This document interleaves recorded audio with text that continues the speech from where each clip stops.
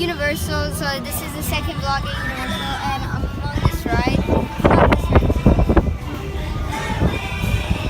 Trying to find the sign. Was to take on this great theme and do something new with it. We want to utilize the classic melody that we all know and bring it into the 21st century, but still really be respectful of what Jerry Goldsmith had originally written. Okay, let's roll it. I want it to be a celebration of all the great movies Universal's done over the years. Connecting the past with the present, the main line that we've always heard in the horns, that's still there, but you have the movement of the music underneath it. I had a few sneak peeks at the visuals that were being worked on. The globe coming in and the letters spinning around and seeing the cityscapes. That was a huge influence for me. To add choir.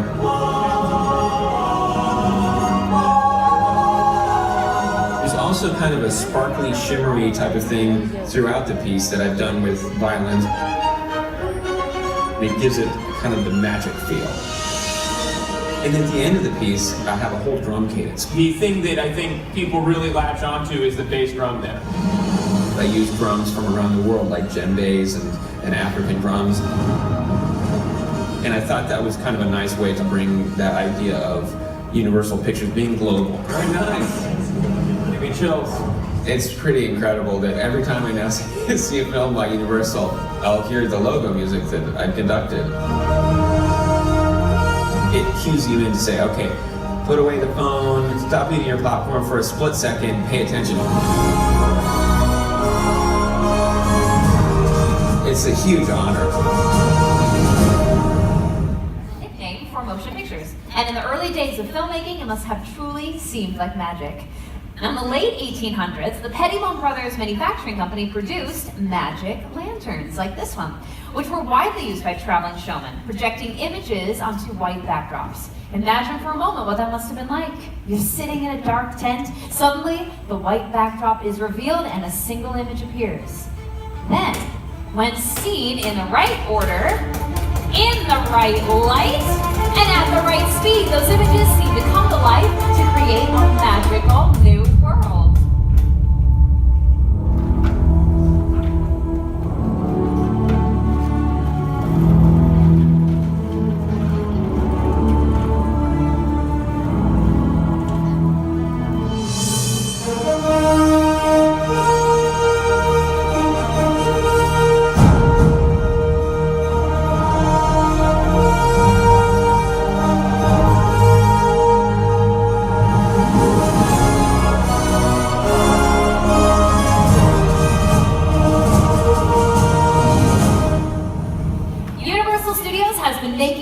On this location for the last 100 years.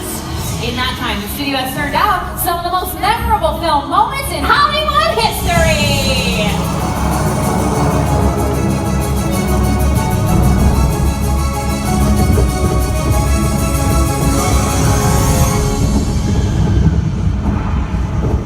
Hold on to your butts.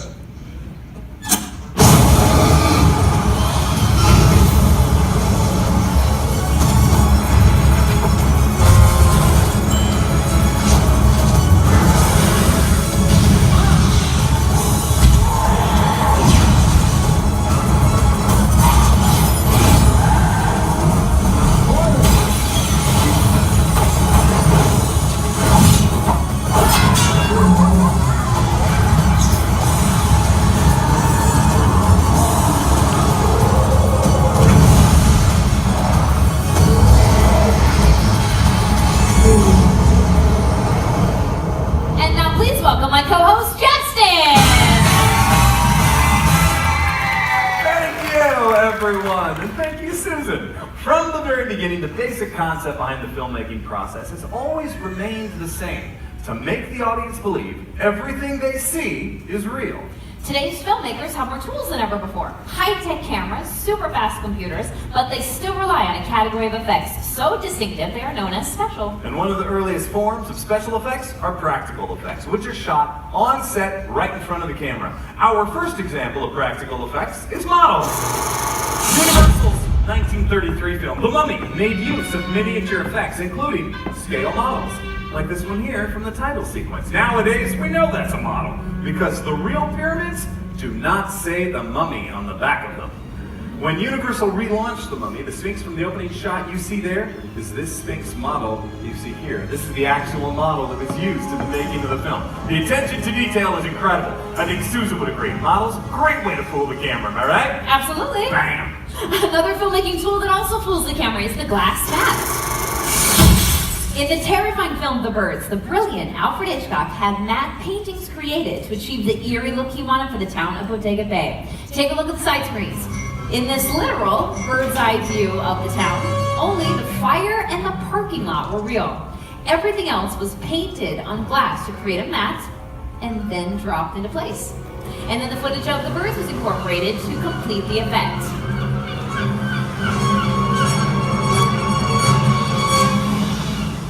So we've shown you two examples of practical effects, a model and a glass mat. And there's also a category of practical effects that involves performers and not just props, practical stunts!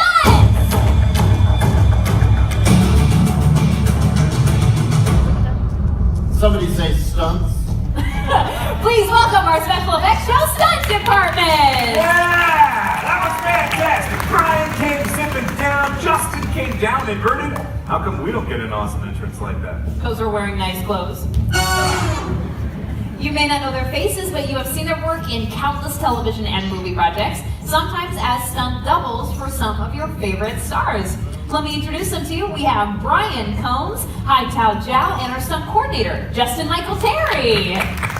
Welcome, guys.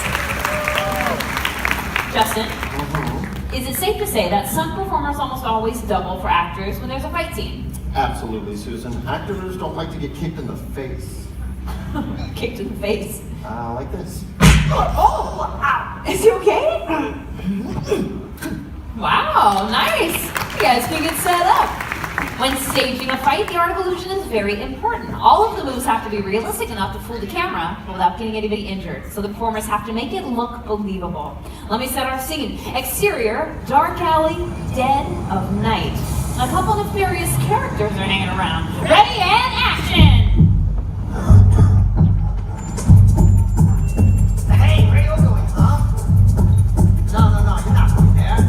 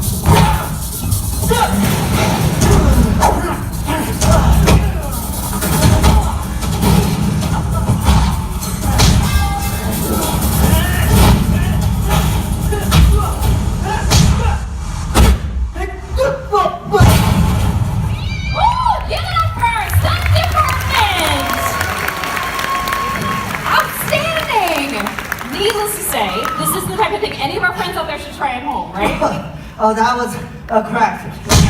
Great job, guys. Don't worry, Zane, we'll be back. Ow. Did you notice the sound effects in that scene? All of those dynamic punches and the dumpster hits. Justin, what do we call those added sounds? Foley! You might be familiar with the term Foley, the process of adding sound effects to movies after the film is shot. But do you know its origin? Jack Foley wore many hats, director of silent films, writer of westerns, even stunt double. But when he started doing sound effects for Universal in the 20s, that's when he began to make a name for himself. For over 30 years, Jack Foley worked on Soundstage 10 here on the lot. And if he couldn't recreate a sound on his stage, he went out and got it. Using a technique called direct-to-picture, Foley and his crew would record sound effects directly. Arizona! Welcome! They are going to help us demonstrate how the simple items on this cart can be repurposed to sound like something completely different than you might think. For example, in Foley, a water bottle is used to articulate the sound of bones breaking. Listen to this. Pretty cool, huh, kids? You can try that at home. The water bottle part, not the actual breaking of bones. All right, let's take a look at the footage we need to Foley. It's Melissa McCarthy and Jason Bateman in Identity Thief, along with actual Universal Foley artists hard at work. Watch the side Now I have a plan.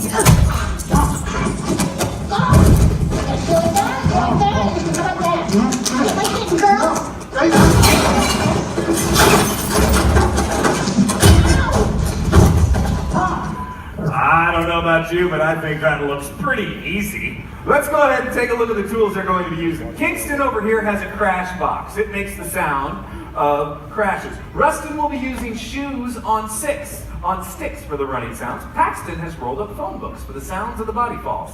These boxing gloves sound like the throat punch and the face slaps.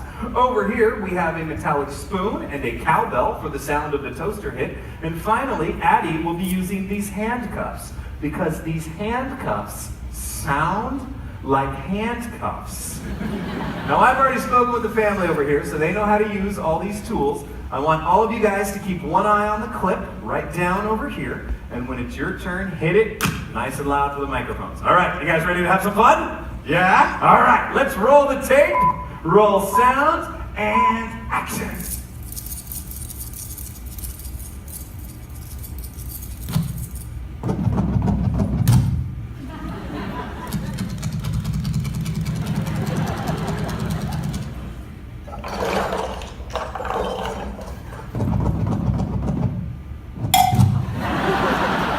Let's hear it for them. Come on, yeah. All six of you, follow me right down this way.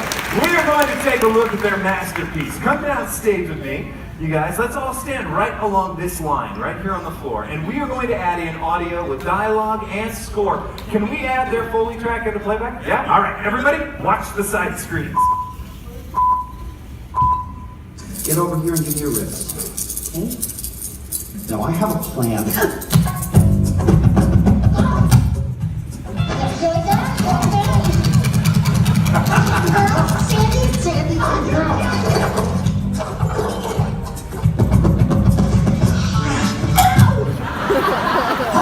Let's hear it for them. Yeah.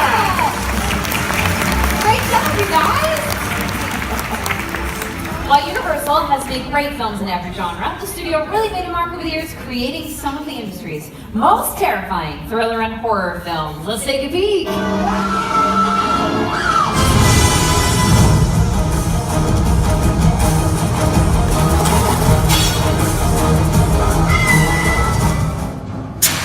Number 2, check. At the completion of the shot, Brian will make his way to this fire blanket where he will be extinguished. At that point, we're looking for a thumbs up that he is okay. If we get a thumbs down, that is an alert to get our medical team involved. Susan, we're good to fuel. At this point, I need to stress that these are trained professionals. They are using very special equipment, fuels, gels, and wardrobe pieces. This is not the type of thing anyone should ever think about trying on their own. This is Brian's 20-second burn, and he is going to go for 8 to 10 seconds. I will leave it to our booth to set the lights in the house for the shot. We will set our clock to 0 on the side screens. Everyone, please remain in your seats for the duration of the stunt. I think we're moments away. It's in our coordinator's hands. Whenever you and your team are ready, Justin. Thank you, Susan. Hightower, you ready? Yeah. Combs, you ready to burn? Ready and action! Light it!